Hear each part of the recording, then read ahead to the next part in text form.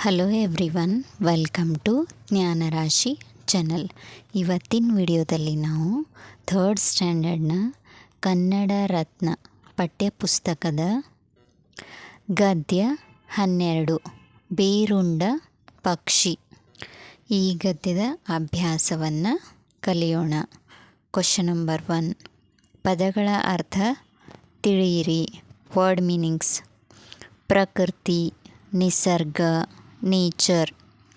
ಸಂಪೂರ್ಣ, ಪೂರ್ತಿಯಾಗಿ, ಕಂಪ್ಲೀಟ್ಲಿ. ಹಸಿವು, ಆಹಾರ ಬಯಸುವ ಸ್ಥಿತಿ, ಹಂಗ್ರಿ. ಅಂತ್ಯ, ಕೊನೆ, ಎಂಡ್.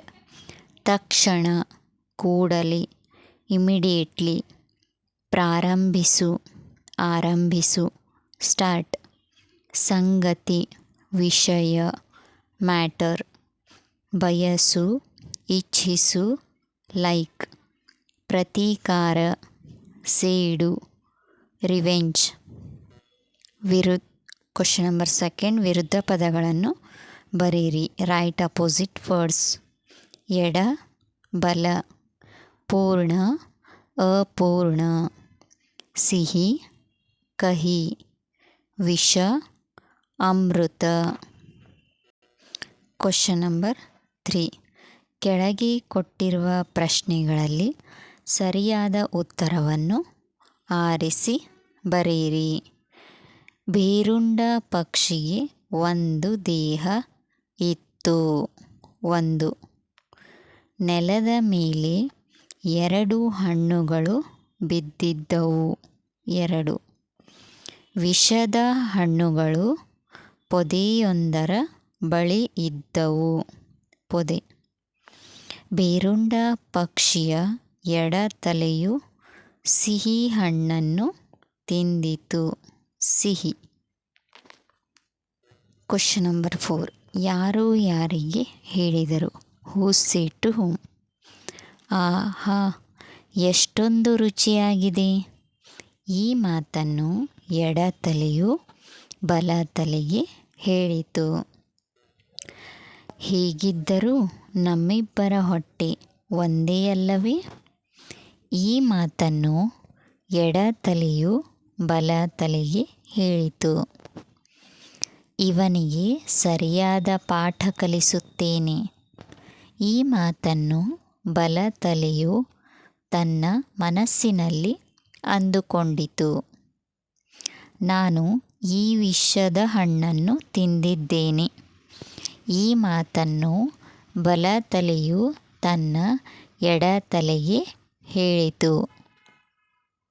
ಕ್ವಶನ್ ನಂಬರ್ 5, ಕೆಳಗಿನ ಪ್ರಶ್ನೆಗಳಿಗೆ ಉತ್ತರಿಸಿ. Answer the following questions. ಪ್ರಶ್ನೆ 1, ಬೇರುಂಡ ಪಕ್ಷಿಯು ನೋಡಲು ಹೇಗಿರುತ್ತದೆ? ಉತ್ತರ: 2 ತಲೆ, ಒಂದೇ ದೇಹ ಇರುವ ಬೇರುಂಡ ಪಕ್ಷಿಯು ನೋಡಲು ವಿಚಿತ್ರವಾಗಿರುತ್ತದೆ. ಪ್ರಶ್ನೆ 2, ಬಲ ತಲೆ ಹಕ್ಕಿಯು ತನಗೆ ಯಾವ ಹಣ್ಣು ಬೇಕೆಂದು ಎಡ ತಲೆಯನ್ನು ಕೇಳಿತು? ಉತ್ತರ: ಬಲ ತಲೆ ಹಕ್ಕಿಯು ತನಗೆ ಎಡ ತಲೆ ತಿಂದ ಸಿಹಿ ಹಣ್ಣು ಬೇಕೆಂದು ಕೇಳಿತು. ಪ್ರಶ್ನೆ 3, ಎಡ ತಲೆಯ ಯಾವ ಮಾತು ಬಲ ತಲೆಗೆ ಬೇಸರವಾಯಿತು?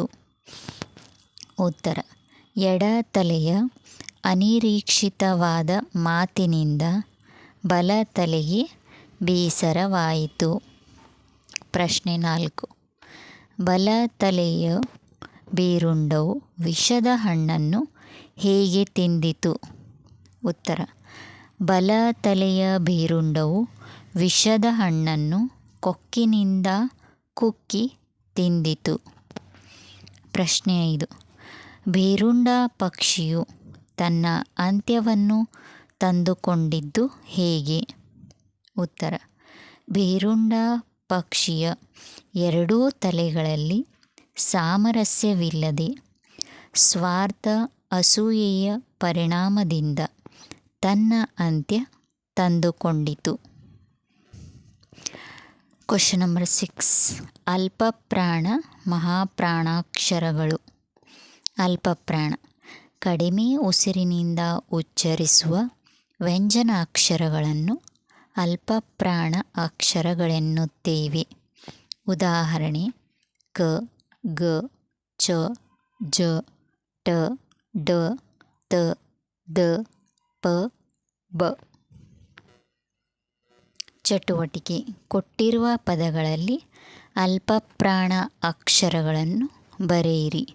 ಈ ಪದಗಳಲ್ಲಿನ ಅಲ್ಪಪ್ರಾಣ ಅಕ್ಷರಗಳು ಕ, ಚ, ಡ, ಟ, ದ, ನ, ಎ, ಡ, ಬ, ಲ. ಮಹಾಪ್ರಾಣ ಹೆಚ್ಚು ಉಸಿರಿನಿಂದ ಉಚ್ಚರಿಸುವ ವ್ಯಂಜನಾಕ್ಷರಗಳನ್ನು ಮಹಾಪ್ರಾಣ ಎನ್ನುತ್ತೇವೆ. ಉದಾಹರಣೆಗೆ ಖ, ಘ, ಛ, ಝ, ಠ, ಢ, ಥ, ಧ, ಫ, ಭ. ಮಹಾಪ್ರಾಣ ಎಂದರೆ ಈ ಅಕ್ಷರಗಳನ್ನು ಓದುವಾಗ ಬಾಯಿಂದ ಉಸಿರು ಹೊರಗಡೆ ಬರಬೇಕು. ಚಟುವಟಿಕೆ ಮಹಾಪ್ರಾಣ ಅಕ್ಷರಗಳನ್ನು ಬರೆಯಿರಿ. ಈ ಶಬ್ದಗಳಲ್ಲಿನ ಮಹಾಪ್ರಾಣ ಅಕ್ಷರಗಳು ಇವೆಲ್ಲ ಭ, ಘ, ಖ, ಥ, ಛ, ಭ, ಧ. Thanks for watching. If you like this video, please subscribe Jnanarashi channel. Thank you. ಮುಂದಿನ ವಿಡಿಯೋದಲ್ಲಿ ಮತ್ತೆ ಸಿಗೋಣ. ಅಲ್ಲಿವರೆಗೂ ಬಾಯ್.